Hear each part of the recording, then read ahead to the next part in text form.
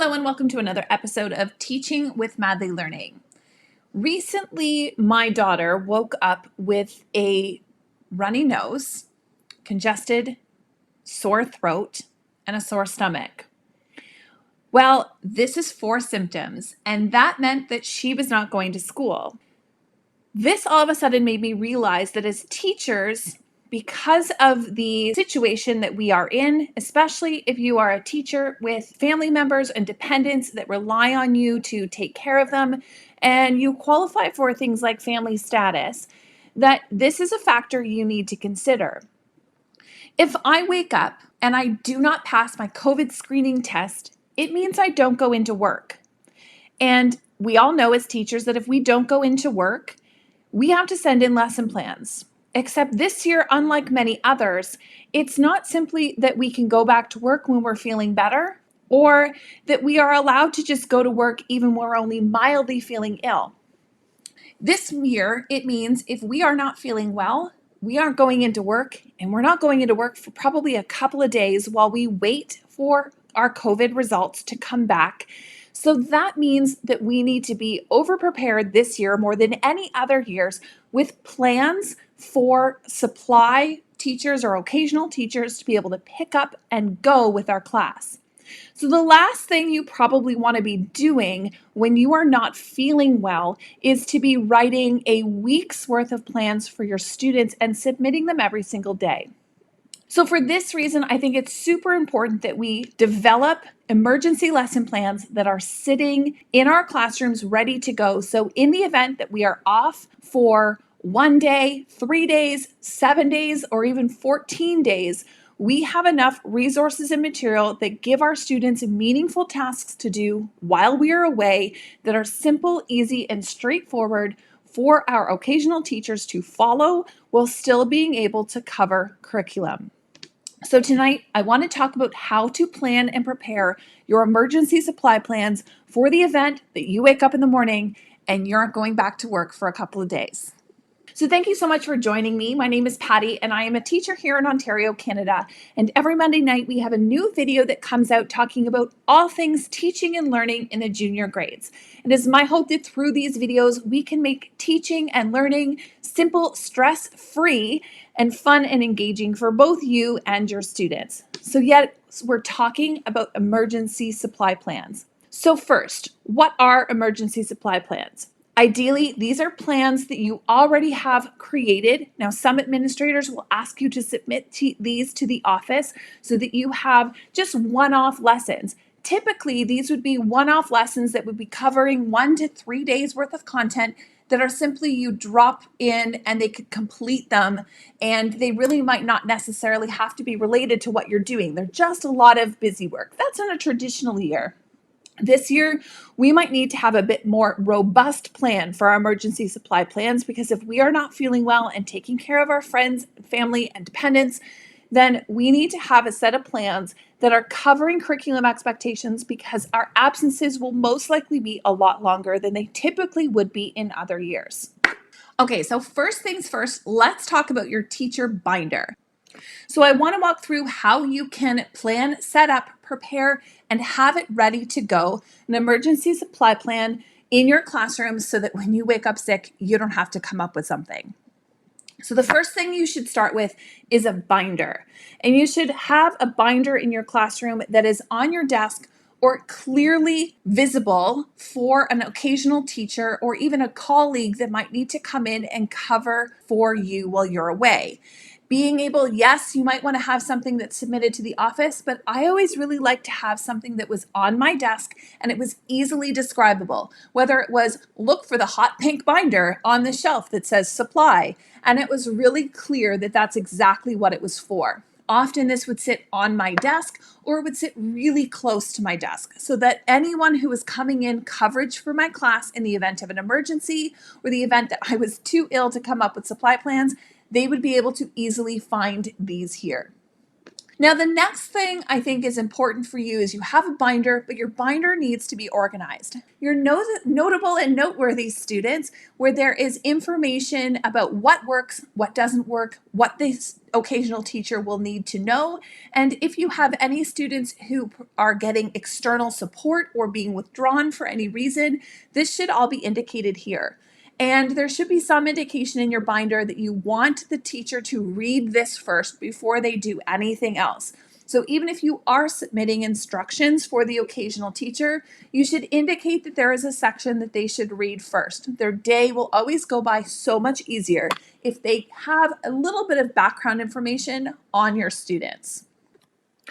So to get started, your binder is going to start with an introduction section. And in this introduction section, you are going to go over the seating chart that is in your classroom so that the occasional teacher knows where everybody sits. And you're going to go over student information, some routines and procedures, as well as the schedule that you typically follow in each of the strands that you teach. It's really helpful for the occasional teacher to know that how you structure your 100 minutes of literacy and what you do when and how that each one of those pieces function. So if you're running centers, how does that work? If you are running literature circles, how is that working?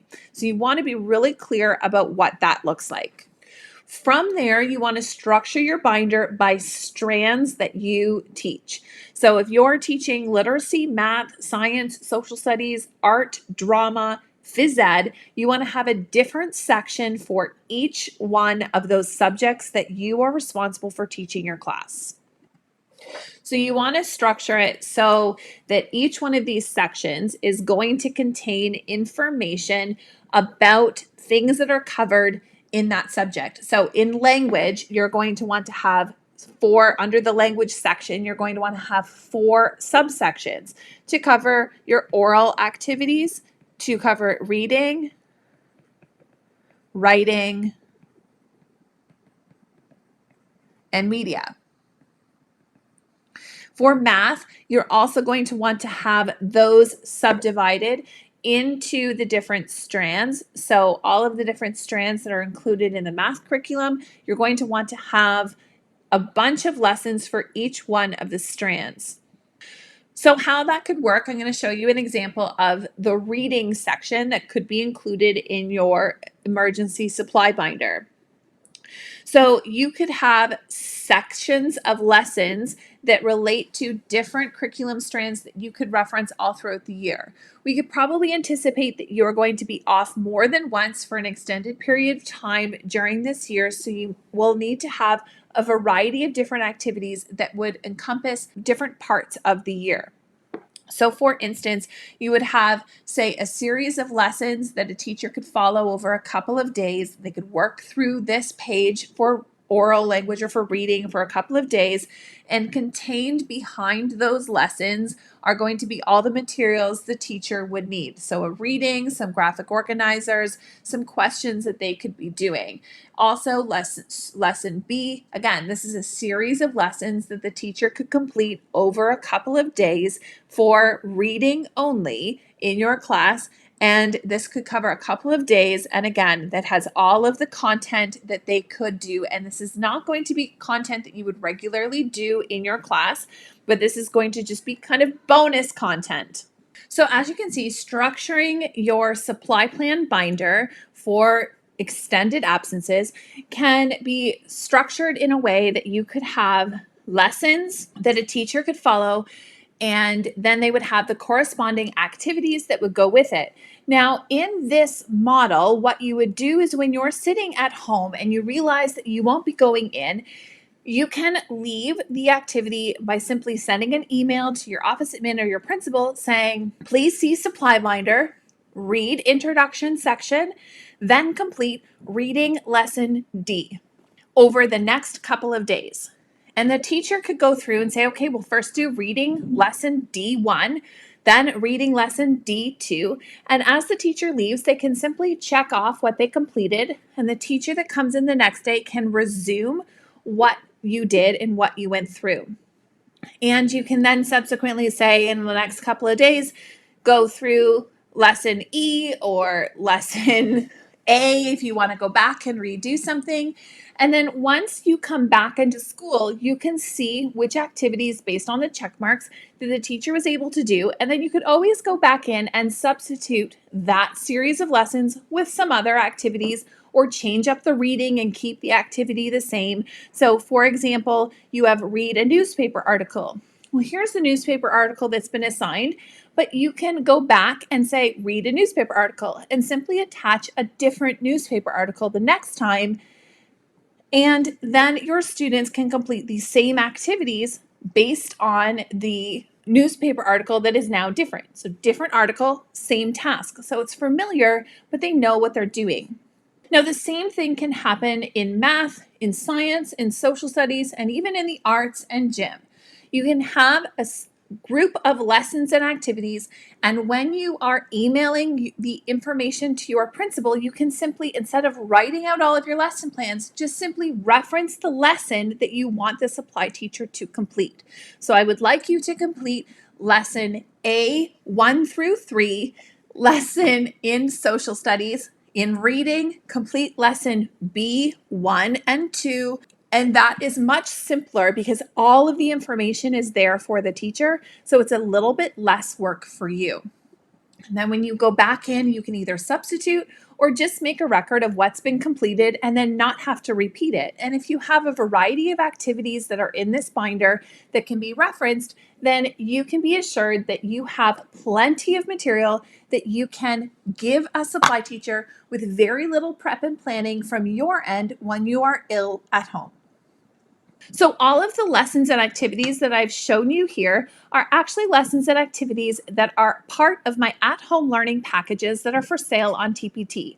I am currently restructuring these so that they are organized instead of by week, where it covers one lesson from every different strand, that it is going to cover per strand. So there'd be one package for reading, one package for writing, a package for grammar and spelling, a package for math, science, social studies, and the arts. These are all going to be components of the supply plan binder as I restructure these because we're no longer in an emergency school closure situation. So it is time to restructure those activities so that they fit what teachers need now. If you already own this, you will absolutely be able to download all of this material free of charge so that you can have access to this, and you simply would just have to put it together. Now, I anticipate that this is going to take me a couple more weeks to complete. So if you want to get in right now, you can download the at-home learning bundle off of my TPT store. And as soon as this unit is updated and restructured, you will have access to all of these activities, which will include 4 different activities per strand. So 4 different activity pages of 5 lessons each. So 20 different lessons for each strand of reading, writing, oral language, media. So these will include about 20 different activities for each of the language strands and about 10 different lessons for each of the math strands. There will be activities for the arts, both visual arts as well as for drama. And there will be games and activities for HPE that will be added to this as well. And there will be 20 activities for science and 20 activities for social studies as well. So again, if you want to have access to this supply plan binder for the whole year, you can grab it now under its original name, which is the At-Home Learning Bundle on my TPT store. Thank you so much for joining me, and we will see you next week for another episode of Teaching with Inquiry Live. Bye for now.